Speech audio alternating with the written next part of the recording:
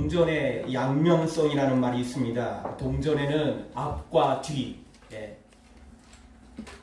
사실은 우리가 어디가 앞이고 어디가 뒤인지 잘 모르긴 합니다. 근데 뭐 그게 뭐 문제가 되겠습니까? 일단 동전은 분명히 양면이 있고 두 개가 똑같지 않다는 겁니다.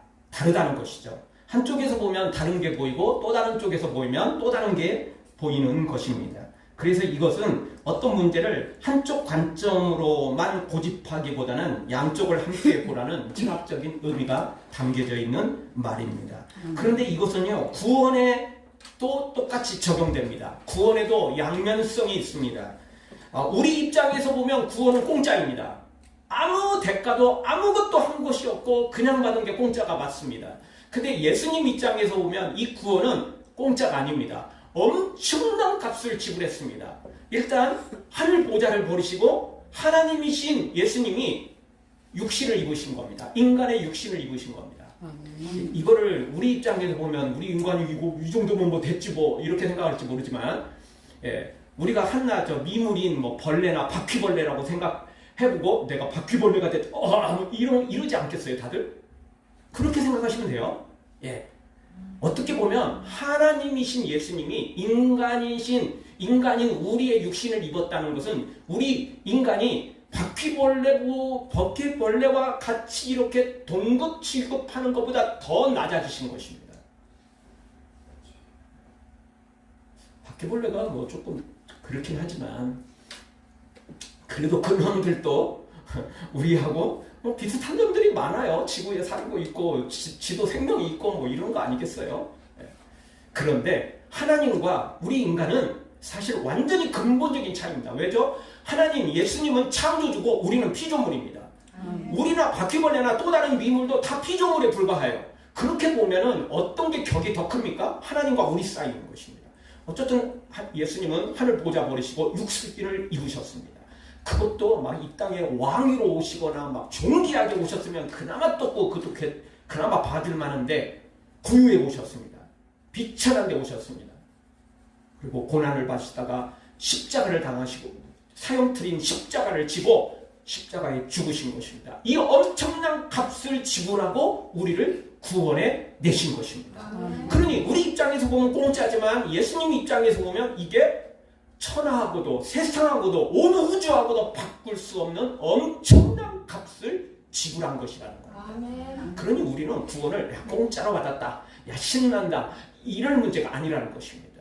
이 엄청난 예수님의 생명을 그리고 아까 말씀드렸던 것처럼 모든 복합적인 모든 것들을 다 우리에게 허락하셔서 이 구원을 우리에게 주신 거니까 우리는 공짜니까 기뻐한다기보다는 도리어 더 심각해져야 되는 것입니다.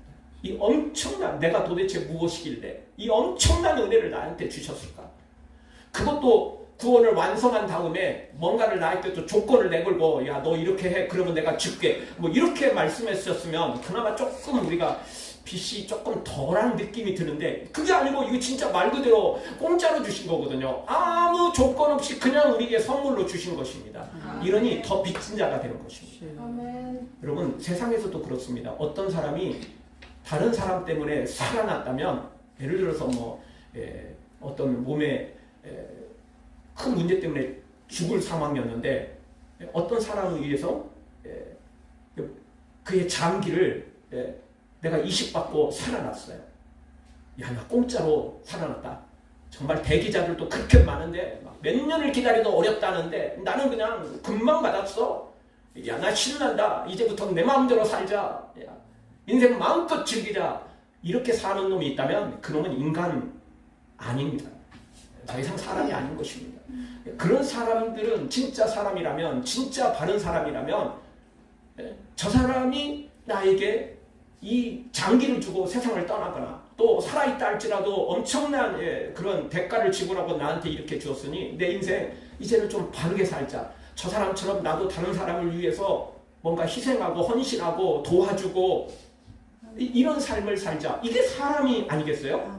이게 사람이죠. 어떻게 공짜로 얻었으니까 내 마음대로 살자 이러겠습니까? 그거는 사람이라고 말할 수 없는 것입니다. 옛날 그 유행가 가사에 마음이 고와야 여자지 얼굴이 예쁘다고 여자냐, 뭐 그 말처럼, 그 가사처럼 똑같습니다. 사람이 얼굴만 하고 있다고 사람입니까? 모양만 사람이라고 사람입니까? 사람이라면 은혜를 알아야 되고요. 사람이라면요, 뭔가 자신이 받은 것을 마음에 담고 귀하게 살 줄 알아야 되는 것입니다.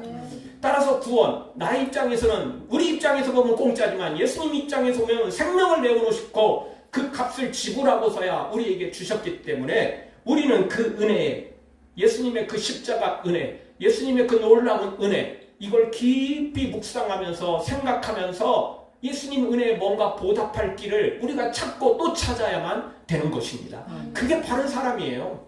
그게 옳은 사람인 것입니다. 사랑하는 성도 여러분, 오늘 성경을 통해 속량, 죄사함의 깊은 뜻을 깨달아 아는 복된 시간이 되어지길 주의 이름으로 축원합니다. 첫 번째 오늘 우리에게 주시는 말씀은 속량, 즉 값을 치르고 우리를 구원하셨다라는 것입니다. 오늘 성경 7절을 보죠. 한 목소리로 같이 보겠습니다. 우리는 그리스도 안에서 그의 은혜의 풍성함을 따라 그의 피로 말미암아 속량 곧 죄사함을 받았느니라. 아멘. 우리가 교회에서 죄사함, 십자가 이런 이야기는 많이 하고 또 많이 들었습니다. 그런데 이 속량이라는 단어는 생각보다 많이 듣질 못합니다. 오늘 성경은 이 속량이라는 단어를 굉장히 중요하게 여깁니다. 그리고 오늘 이 시간 우리가 이 속량이라는 단어를 좀 배워볼 필요가 있습니다. 죄사함만 가질 게 아니고 제사함만 생각할 게 아니고 이 속량이라는 단어도 우리가 깊이 생각해야 됩니다. 왜냐? 이 죄사함이 있기 전에 속량이 있었기 때문에 그렇습니다. 이 속량과 죄사함은 어떻게 보면 다 동일선상에 있는 거지만 그럼에도 불구하고 순서의 차이는 있는 것입니다.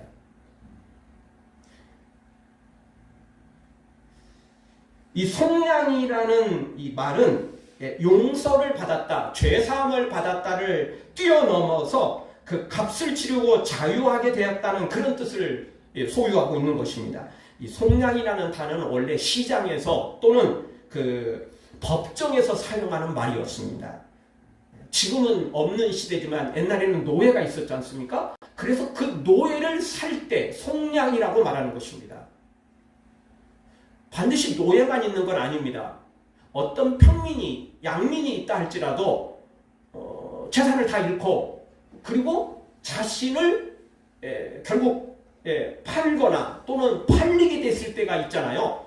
이런 경우에도 결국은 이제 신분이 노예로 바뀌어버리잖아요. 처음부터 노예인 사람과는 다르겠지만 그럼에도 불구하고 이 사람은 양민에서 노예와 다름없는 그런 모습으로 돼버린 거죠. 이럴 때 값을 지불하고 사는 것을 속량이라고 하는 것입니다. 대신 값을 지불하는 것입니다. 그 값을 지불하는 거죠. 근데 보통 종들은, 노예들은 이 주인에서 이 주인으로 옮겨가는 것입니다. 보통은 그래요. 이 사람의 소유였는데 돈을 주고 샀어. 근데 이 사람이 또 여전히 노예가 되는 거예요. 그렇게 되는 거예요. 그런데 이제 보통은 양면으로 있다가 자기 몸이 팔린 거예요. 이런 경우는 그의 가족이나 또 다른 가족이나 뭐 실제 뭐 가족은 어렵겠죠. 진짜 가족이었으면 처음부터 팔리지 않았겠죠. 또 다른 친구가 그랬다거나 또는 친척이 이렇게 긍휼히 여겨서 대신 값을 지불하고 샀다고 하죠. 그러면 자기 종으로 부리겠어요? 친한 친구인데? 친척인데? 아니겠죠. 풀어주겠죠? 자유인이 되는 겁니다. 이런 게 진짜 속량인 것입니다. 노예에서 노예로 또 주인만 바뀌면 이건 온전한 속량이 아니에요. 그건 의미 없잖아요. 주인만 바뀔 뿐이지. 여전히 난 노예니까. 여전히 난 종이니까. 속량이라고 말할 수는 없습니다. 그것은. 근데 진짜 속량은 그 값을 지불하고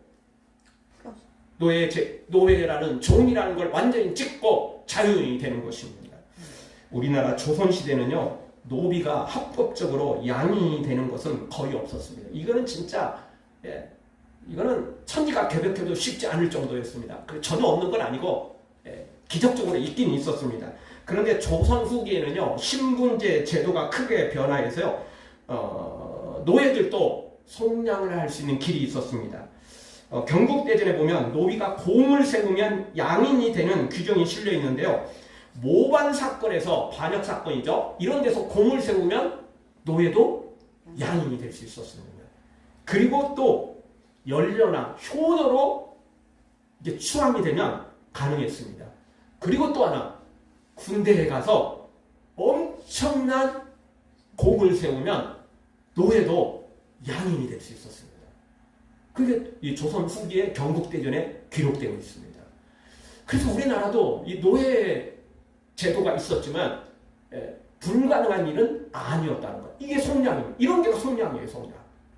시장에서, 법정에서 노예가 양인이 되는 겁니다. 평민이 되는 것입니다. 그게 속량인 것입니다. 이 속량 아무나 할 수 없는 거예요. 노예가 엄청난 돈을 가지고 있다고 할지라도 조선 초기에는 속량이 불가능했어요. 조선 후기에는 사실 경국대전에 이게 뭐 잘 표현되지는 않지만 가능하긴 했답니다. 아무리 노예라도 돈이 진짜 많으면요, 그 돈을 잔뜩 쥐어주면 충분히 그게 가능했다는 것입니다. 어쨌든 이렇게 노예가 스스로 평민이 양인이 될 수 없는데 그 값을 누군가 지불하고 엄청난 값을 지불하고 양인이 되는 것, 평민이 되는 것, 이걸 속량이라고 말하는 것입니다. 자, 오늘 말하는 이 성경의 속량은 그러면 또 뭐냐? 시장으로 생각하죠. 법정으로 한번 생각해보죠. 우리는 죄를 짓고 선악과를 따먹고 죄를 졌어요. 그리고 우리는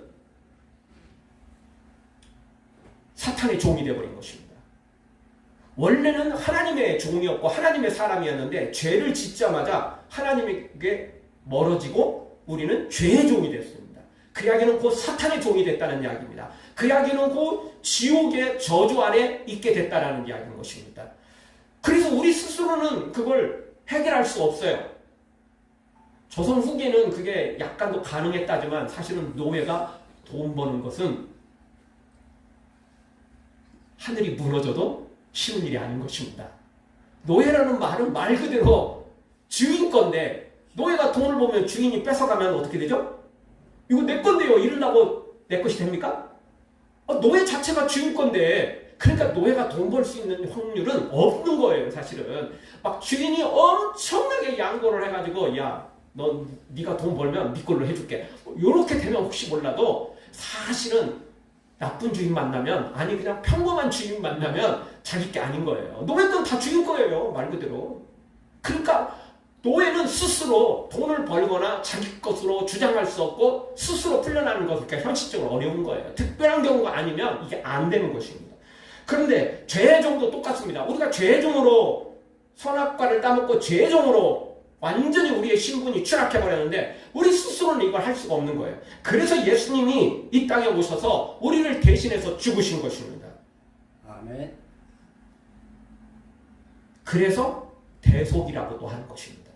대속, 대신 죽으신 거예요. 대신 속량하신 거예요.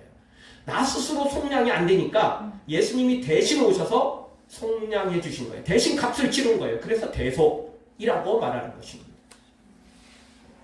이 속량은요, 단순한 용서가 아니라 엄청난 값이 지불되었다고 그랬죠? 그러니까 우리 입장에서 보면 공짜지만 예수님 입장에서 보면 공짜가 아니고 엄청난 값을 지불한 거예요. 예수님의 생명을 지불한 거잖아요. 그러니 오늘 우리도 이 구원을, 이 속량을 생각한다면 그냥 나 공짜 받았다, 나 신난다, 즐기자, 이게 아니라는 것입니다. 예수님의 생명이 여기에 지불되었으니까 엄청난 빚을 진 자인 것입니다. 어떻게 보면 내가 값을 지불했으면 야 쌤쌤이 된 거잖아요. 내가 받았어. 값 지불했어. 여러분은 빚진 자 아니잖아요. 시장 가서 내가 뭔 물건을 돈 주고 샀어. 그럼 빚진 자 아니잖아요. 그런데 누군가로부터 선물을 받았어. 그러면 사랑의 빚도 적고 그 물건에 대한 빚도 있잖아요. 솔직히. 뭐 결혼식 하거나 뭐 집안에 잔치 있으면 다 품앗이 하잖아요. 받았으면 줘야 되는 거 아니에요? 씻을래요? 그러면 안 돼요. 받았으면 주세요. 최소한 받은 만큼은 줘야 되지 않아요? 그게 사람이죠. 예수님의 이 엄청난 구원을 우리가 선물로 받았다면 우리는 정말 그 사랑의 빚진 자인 것입니다. 엄청난 생명을 빚진 자인 것입니다. 사실 우리의 생명으로는 안 돼요. 왜냐하면 우리의 생명은 이미 저당 잡혔잖아요. 여러분 세상에서도 내가 아무리 좋은 집 가지고 있어도 은행에 저당 잡혀가지고 빚을 지고 있다면 그거 갖고 내 마음대로 권리 행사 못 하잖아요. 또 다른 은행 가서 내 저당 잡힐게요. 이런다고 안 돼요. 이미 저당 잡혀 있어요. 예. 그리고 팔아도 내 거 아니에요. 은행하고 연결되어 있는 거예요. 마음대로 막 쓸 수 있는 거 아닌 것입니다. 근데 우리의 생명은 이미 시한부 인생이라고요. 그러니까 우리의 생명을 100번, 1000번, 10,000번을 바쳐도 우리 스스로는 속량이 안 되는 거예요. 그러니까 예수님이 대신해 주신 겁니다. 그러니 이 속량이라는 단어는 공짜가 절대 아니고 예수님이 엄청난 값을 지불하고 우리를 살려주셨으니까 우리는 어떻게 보면 상상할 수 없는 빚진 자가 된 것입니다. 예수님이 빚쟁이처럼 우리를 찾아오시지 않아요. 근데 알고 보면 그게 더 우리로 하여금 더 사랑의 빛이 더 커져버린 것이에요. 그러니 이제는 우리가 내 마음대로 살아서는 안 됩니다. 내 마음대로 선악과 따먹어서는 안 되는 것입니다. 진짜 이제는 예수님의 마음을 가지고 예수님의 심장을 가지고 거룩하게 살아야 되는 것입니다. 이게 바로 속량이고 속량을 받은 자의 대속을 받은 자의 삶이라고 말할 수 있는 것입니다. 사랑하는 성도 여러분, 예수님의 생명이 지불된 이 엄청난 값을 지불하고 우리를 구원하신 것에 감사하면서 이제 예수님의 마음을 흡족하게 하고 예수님의 뜻대로 살아가는 거룩한 인생 우리 하나님의 사람들 되어지길 주의 이름으로 축원합니다. 두 번째 생각할 수 있는 말씀은 속량의 결과는 죄사 곧 입양이라는 것입니다. 자, 대신 속량했죠. 그리고 나서 그냥 양인이 됐어요. 노예에서 양인이 됐어요. 그냥 노예 증서 찍고 야, 그래 네 마음대로 살아. 네 원하는 대로 가. 네가 원하고 싶은 일을 해. 뭐 이렇게 해줬다고 쳐요. 조선시대 생각해보죠. 이제 노예에서 풀려났어요. 어디로 가? 누가 오라고 그래요? 일해야 돼. 일거리 어디 있어요? 평민이 일할 수 있는 게 어디 있어요? 원래 있는 재산이 있고 농가 밭이 있으면 일하면 되죠. 아무것도 없어. 지금까지 노예였어. 이제 풀려났어요. 이제 종의 노예의 문서가 이제 찢어졌어요. 뭘 할 거예요? 없는 거예요. 네. 지금 노예보다는 훨씬 낫지만 여전히 막막한 거예요. 여기서 조금 잘못되면 또 어떻게 되죠? 또 팔아야 돼요. 자기 몸을 또 팔아야 돼요. 어쩔 수 없어요, 이거. 뭐가 있어야죠. 뭐가 있어야 뭘 하죠. 비빌 언덕이 있어야 뭘 하지 않겠어요? 예. 뭐가 있어야죠. 여러분 진짜 그렇잖아요. 혼자 어디 정말 등이 간지러운데 아무것도 없어. 뭐라도 등이라도 있어요. 벽이라도 있으면 이렇게 비비기라도 하잖아요. 아무것도 없으면 할 수 없는 거예요.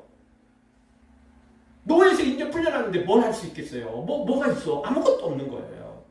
그런데 우리 하나님은 놀라운 은혜를 주십니다. 이 속량 곧 죄사함을 받았다. 용서해 주셨다. 이렇게 했는데 이걸로 끝나지 않고 우리를 하나님의 자녀로 입양시켜버립니다. 아멘. 그래서 성경은 우리에게 이 놀라운 은혜에 대해서 우리에게 가르쳐주고 있는 것입니다. 그래서 이 놀라운 은혜는 7절 상반절에 이렇게 말합니다. 우리는 그리스도 안에서 이 놀라운 은혜를 누릴 수 있다는 겁니다. 밖에서는 누릴 수 없어요.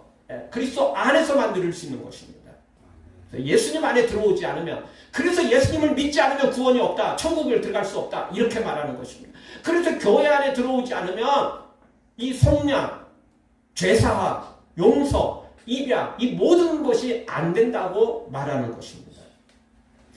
이 속량의 결과는 정확히 말하면 세 가지라고 말할 수 있습니다. 첫 번째는 죄의 기록이 완전히 사라지는 겁니다. 노예 문서에 찢듯이 이제 노예 아니에요.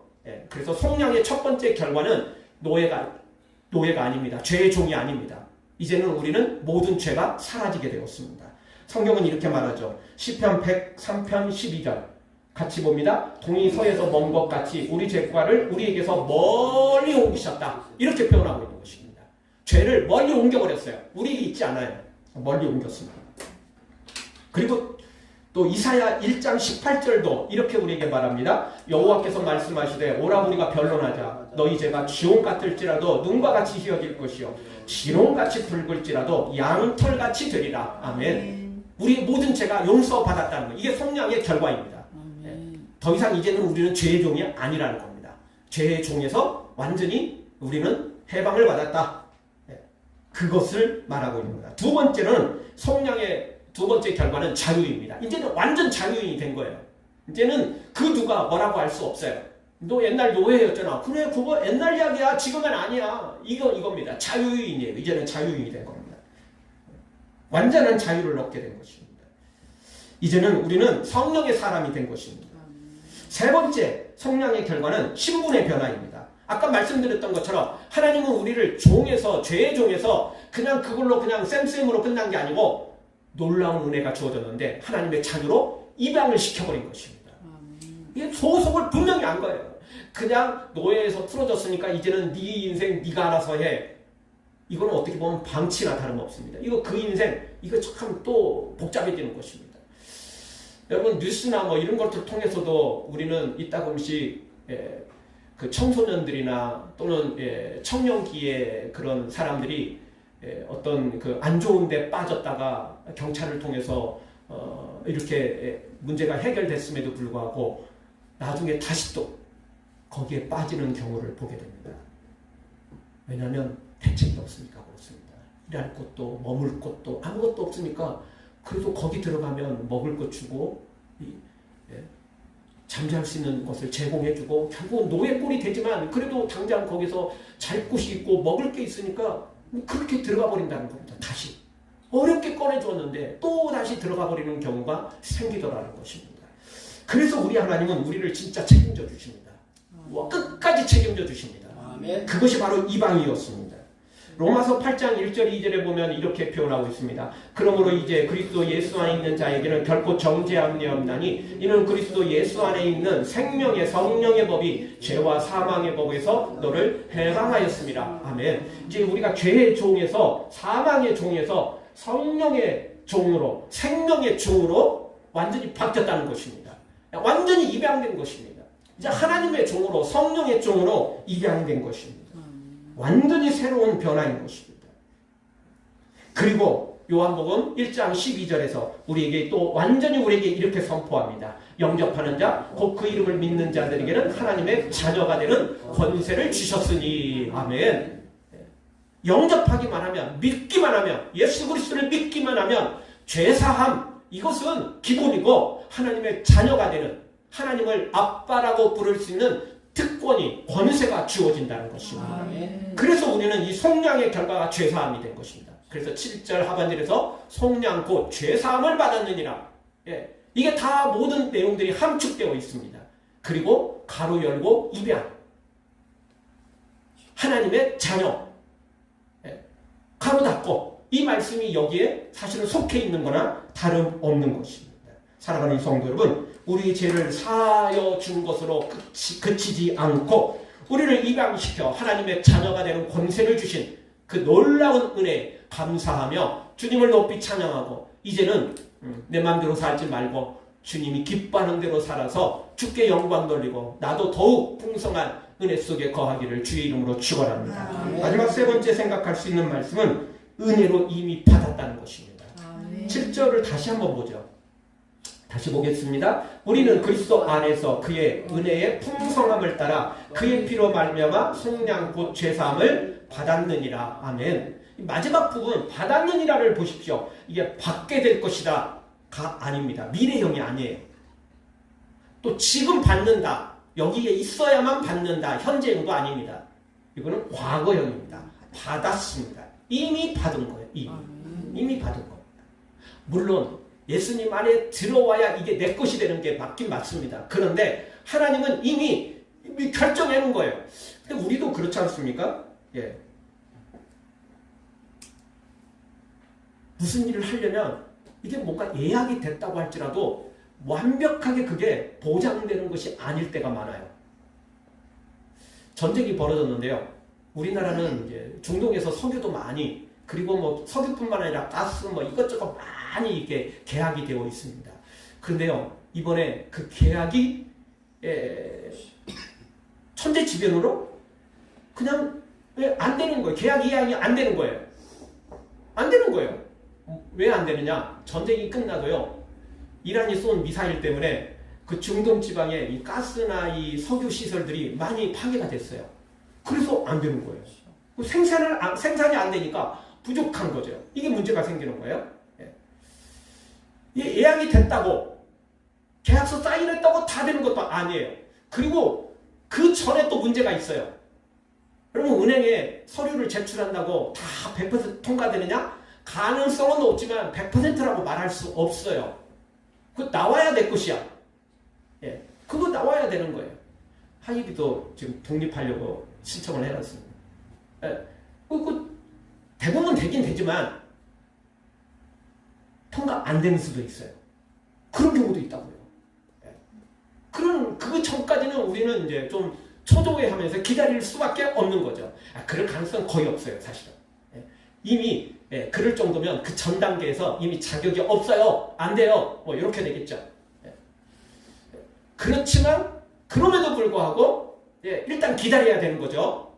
근데 우리가 교회를 나오면 예수님을 믿으면 하나님께서 심사를 해가지고 야 너는 합격, 너는 불합격 이러면 우리는 초조해지잖아요. 혹시 불합격 되면 어떻게 해? 뭐 합격이 될 것 같지만 그래도 은혜의 하나님이니까 합격시켜 주겠지 뭐 이렇지만 혹시 이러면 우리 굉장히 불안해지잖아요. 근데 그게 아니에요. 하나님은 뭐라고 말씀하셨냐면 네가 은행에 제출했어? 그러면 이미 심사는 필요 없는 거야. 이미 심사 끝났어. 제출하는 순간 너는 100%야. 하나님은 이렇게 말씀하신다는 게 이 내용인 것입니다.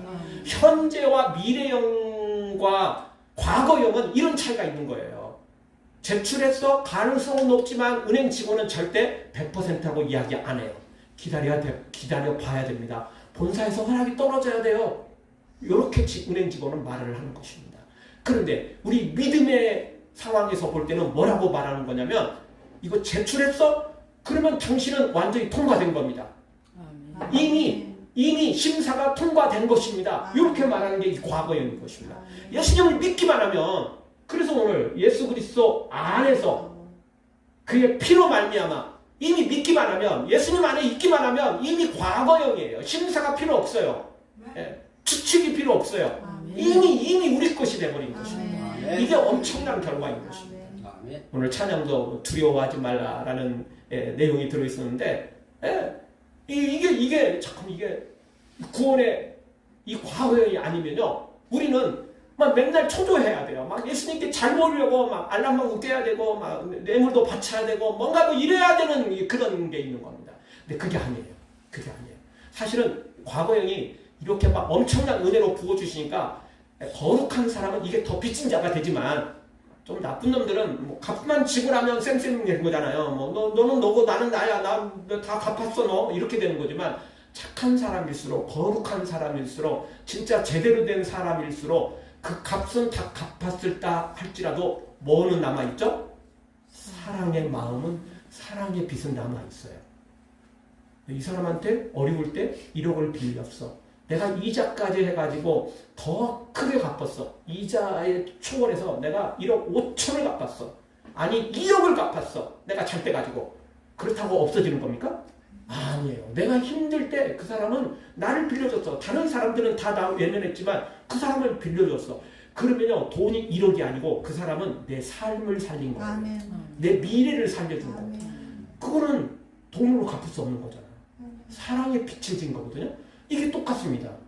우리가 아무리 주님 앞에 많은 것을 드리고 내 생명을 드리고 내 모든 걸 드렸다 할지라도 이 사랑의 빛은 갚을 수가 없는 거예요. 진짜 이건 갚을 수 없는 거예요. 그러니까 예수님이 조금 째째한 건 아니지만 그냥 좀 안 좋은 의도로 째째하게 그냥 심사 다 거쳐서 너 뭐 좀 생각해보고 뭐 이랬다면 그나마 조금 사랑의 빛이 조금 덜 할 텐데 그게 아니고요. 그냥 무조건 우리에게 구원을 주신 거라. 그러니까 우리는요 사랑의 이 빛이 너무너무 큰 거예요. 상상할 수 없이 커버린 빛이 되어버린 것입니다. 그러니 오늘 우리는 이 예수님의 사랑을 헛되게 생각해서는 안 되는 것입니다. 기차 정거장에서 최신식 엔진을 가진 한 기차가 빠르게 지나가자 옆에서 한 사람이 그렇게 이야기를 했답니다. 참, 그 엔진 참 좋군. 그렇게 이야기를 했는데 이 사람은 누구였냐면 그 역의 역장인 친구였다고 합니다. 그러자 그 역장인 친구가 그렇게 말했답니다. 그렇군. 그렇지만 그것도 철로 위에 있을 때나 저 엔진이 힘을 발휘하지 철로 밖에 있으면 고물이나 다름없다네. 그런 이야기를 했다는 것입니다. 여러분, 우리 인생이 아무리 뛰어나고 아무리 천재이고 아무리 영웅이고 아무리 대단하다 할지라도 예수님 안에 있지 않으면 아무런 의미 없는 것입니다. 예수님 밖에 있으면 마지막 죽고 난 다음에 지옥입니다. 여전히 본인은 세상의 모든 영웅이고 부경화 다 누리고 다 가졌다고 나는 자유인이다 외칠지 모르지만 그는 여전히 죄의 종입니다. 그는 결국 지옥을 예약받아놓은 거나 똑같습니다. 예수님 안에 있을 때 우리는 바르게 살 수 있고 그리고 영원한 생명을 누릴 수 있는 것입니다. 그러니 오늘 다시 한번 우리에게 말씀합니다. 우리는 그리스도 안에서 이 모든 복을 누렸다는 것입니다. 그리고 놀라운 것은 그 은혜의 풍성함입니다. 은혜가 풍성한 거예요. 보통 은혜도 좋긴 하지만 우리 하나님께서 은혜를 풍성하게 부어주셨어요. 그냥 진짜 말 그대로 공짜라니까요. 공짜로 부어주신 거예요. 물론 다시 말씀드리지만 동년의 양명순처럼 공짜가 아니고 예수님의 생명을 지불했으니까 우리는 사랑의 빛이 더 커져버린 것이죠. 그럼에도 불구하고 아무 조건 없이 무조건적으로 우리에게 은혜의 풍성함을 따라 이렇게 허락해 주신 것입니다. 사랑하는 성도 여러분, 이 은혜 감사히 받고 그리고 이제 정말 주님의 뜻대로 거룩하게 살아가는, 정말 이제는 내 생명이 아니고 주님이 살린 생명이니까 두 번 사는 거니까 정말 의롭게 거룩하게 하나님의 뜻대로 살아가는 복된 인생, 거룩한 인생 되어지기를 주의 이름으로 축원합니다.